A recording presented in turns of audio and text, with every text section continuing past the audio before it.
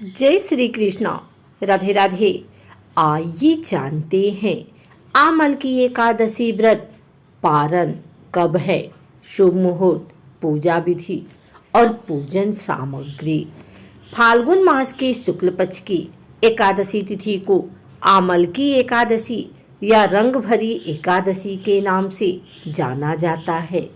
आमल की एकादशी वाले दिन स्वयं भगवान विष्णु माँ लक्ष्मी के साथ आंवले के वृक्ष पर निवास करते हैं। सनातन धर्म में एकादशी तिथि का विशेष महत्व है। फाल्गुन मास के शुक्ल पक्ष की एकादशी तिथि को आमल की एकादशी या रंग भरी एकादशी के नाम से जाना जाता है। इस दिन भगवान विष्णु के साथ धन की देवी यानी माँ लक्ष्मी की पूजा का विधान है। इस दिन श्री हरि की पूजा भाव के साथ करने से शुभ फलों की प्राप्ति होती है। सुखी वैवाहिक जीवन, मोक्ष प्राप्ति और दोषों से मुक्ति के लिए आमल की एकादशी व्रत रखा जाता है। आमल की एकादशी 20 मार्च 2024 को है। इस दिन काशी में बाबा विश्वनाथ संग रंग गुलाल की होली खेली जाती है, इसलिए इसे रंग भरी एकादशी भी कहते हैं। आमल की एकादशी व्रत 20 मार्च को रखा जा रहा है। पंचांग के अनुसार फाल्गुन मास के शुक्ल पक्ष की एकादशी 20 मार्च 2024 को है। 2:46 पर शुरू होगी और अगले दिन 21 मार्च 2024 को सुबह 3:52 पर समाप्त होगी। एकादशी तिथि समाप्त होगी। आमल की एकादशी का व्रत पारण 21 मार्च 2024 को दोपहर 1:41 से शाम 4:07 के बीच किया जाएगा। पारण तिथि के दिन हरिवासर समाप्त होने का समय सुबह 8:58 तक है। एकादशी व्रत पूजन सामग्री: भगवान विष्णु की प्रतिमा या तस्वीर, पुष्प, नारियल, सुपारी, फल, लौंग, धूप, दीप, घी, पंचामृत, अक्षत, तुलसी दल, चंदन, मिष्ठान, पीले वस्त्र, माला, मौली आदि।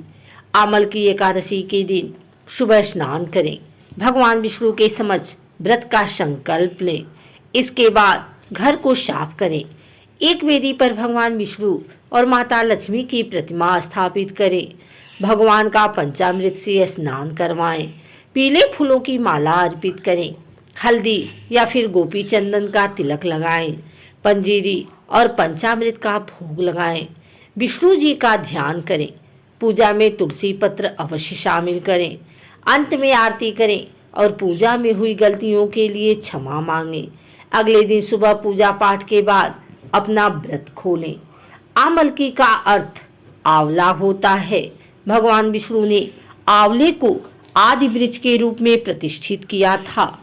धार्मिक मान्यता है कि आमल की एकादशी के दिन आंवला और श्री हरि विष्णु की पूजा करने से मोक्ष मिलता है। वहीं इस दिन शिव जी पार्वती माता की पहली बार शादी के बाद काशी लाए थे, इसलिए इस दिन महादेव को गुलाल अर्पित करता है। उनके वैवाहिक जीवन में रूठी खुशियां वापस लौट आती हैं। इस एकादशी पर किसी मंदिर में आंवले का पौधा भी लगा सकते हैं। आंवले की पूजा करें। देवी दुर्गा की भी पूजा इस दिन करनी चाहिए। मान्यता है कि आमल की एकादशी व्रत को करने से व्यक्ति को मोक्ष की प्राप्ति होती है। इस व्रत के पारण में कुछ विशेष चीजों का प्रयोग करने से आपको व्रत का संपूर्ण फल प्राप्त होता है और देवतागण प्रसन्न होते हैं। भगवान विष्णु को तुलसी बेहद प्रिय है और उनकी पूजा में यदि तुलसी न हो तो वह पूजा या भोग वह ग्रहण नहीं करते। इसलिए भगवान विष्णु के किसी भी व्रत में तुलसी का प्रयोग जरूर करें।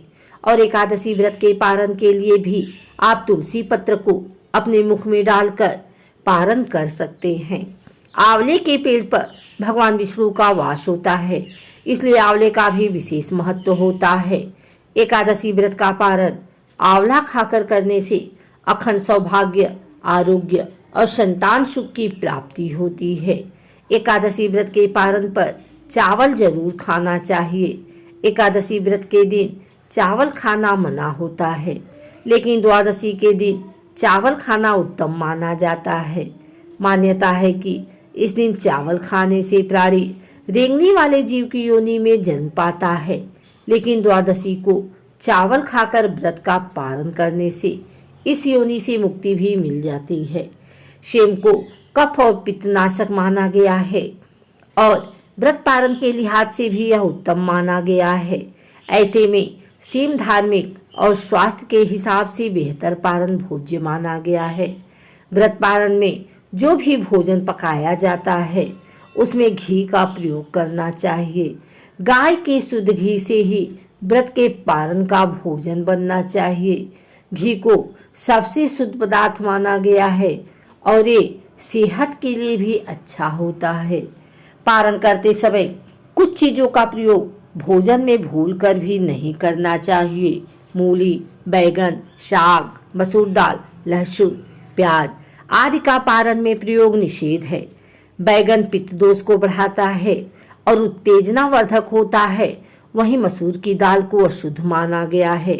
मूली की तासीर ठंडी होती है, इसलिए यह व्रत के ठीक बाद सेहत के लिए सही नहीं होती। लहसुन प्याज तामसिक भोजन होता है, इसलिए इसका प्रयोग वर्जित है। माना जाता है कि इसे खाने से उत्तेजना, क्रोध, हिंसा और अशांति की भावना आती है।